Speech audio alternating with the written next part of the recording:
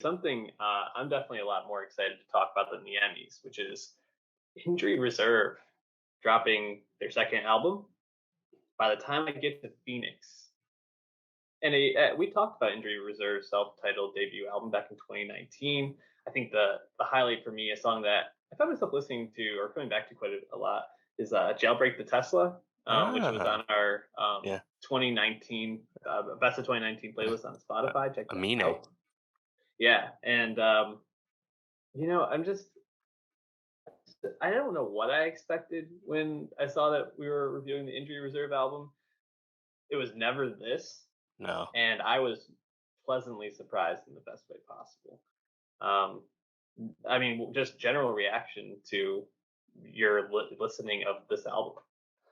Yeah, by the time I get to Phoenix, notably the first release of any kind since Injury Reserve lost one of its members, Groggs. He passed away rather abruptly and unexpectedly last year.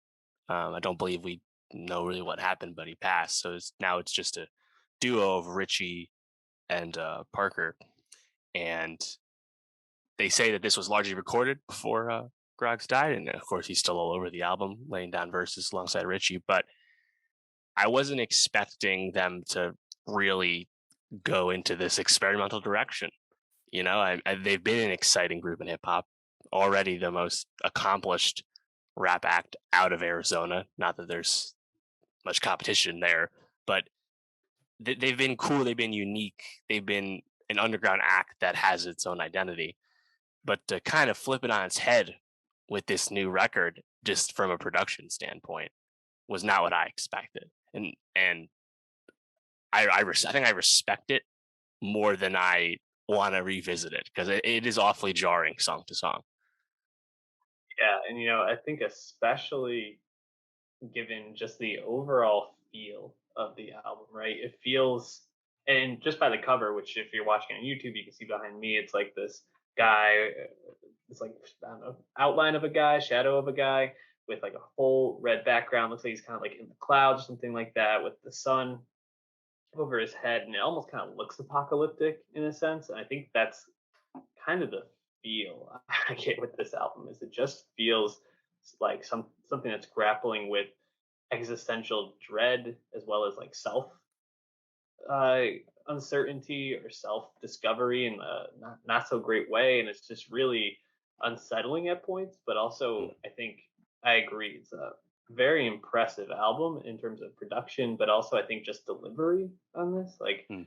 um, I was trying to think of a comparable for this, right? And I think like Death grips Jesus, or something. I don't yeah, know. Death Grips.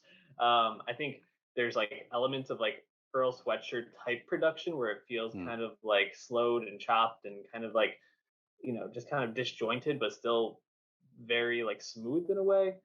And then also at times it felt like 100 gex. I'm like, man, how do you take all that and put it into an album? But I thought it was a really impressive showing. Um, yeah, I mean, what stood out to you most? You mentioned the production. What did you like or not like about it?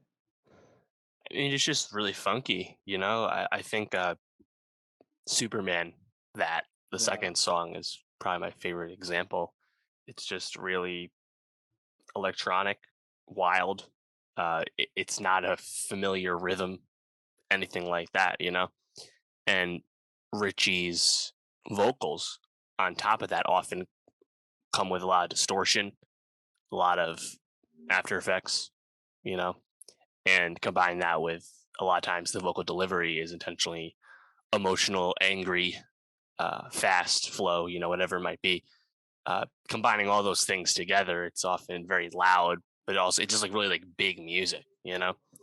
And not that they haven't had big production before. I think Parker's production's always been pretty impressive for someone with no real ties to any other hip hop scenes or anything.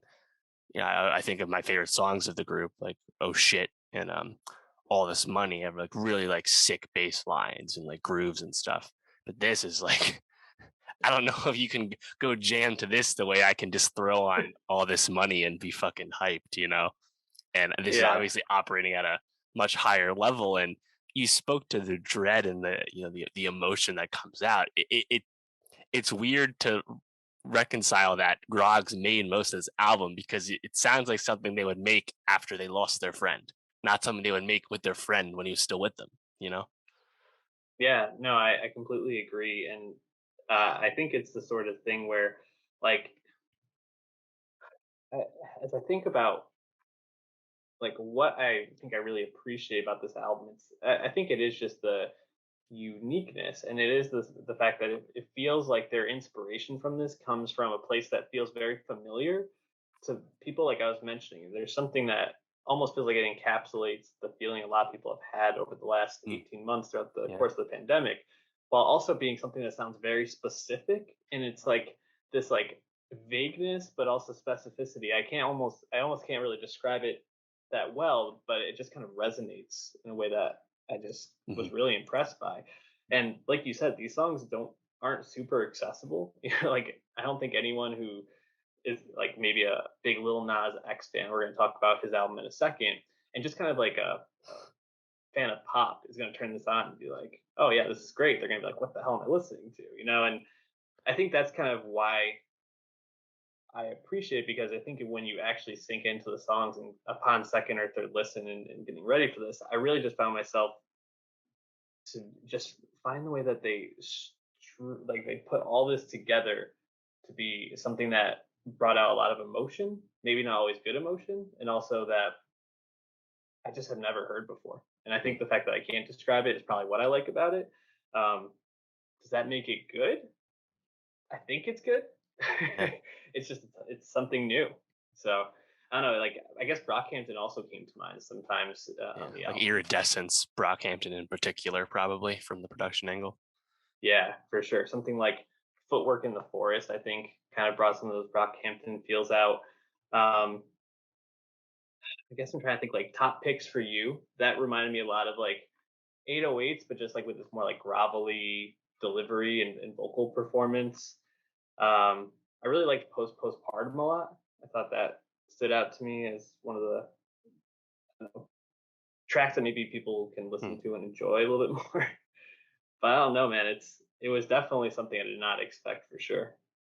Yeah, I'd imagine Knees is probably going to end up being more popular just because that's uh softer Mhm. vocals. You're probably easier to hear. I really like Smoke Don't Clear. I thought Richie's Mhm. delivery. I like the energy on that. But yeah, it's something that demands being listened to again just to kind of sink in with the layers to it. It asks a lot. So it has to be Yeah, something you want. I know. I was when I first put it on, right? So I was like, okay, Injury Reserve. Last album was pretty good. Throw this on as I'm doing some work, and like I heard Outside, and I was like, where the hell is this song going? And I was like, okay, I need to like tune into this more. So I stopped it and came back to it later. Um, and I think these songs have grown on me more and more. I think I'll be interested to see when I come back to it near the end of the year if it's still something that hits as much for me, or if it maybe doesn't have that lasting effect. So by the time I get to Phoenix, check it out. Give us your thoughts below in the comments.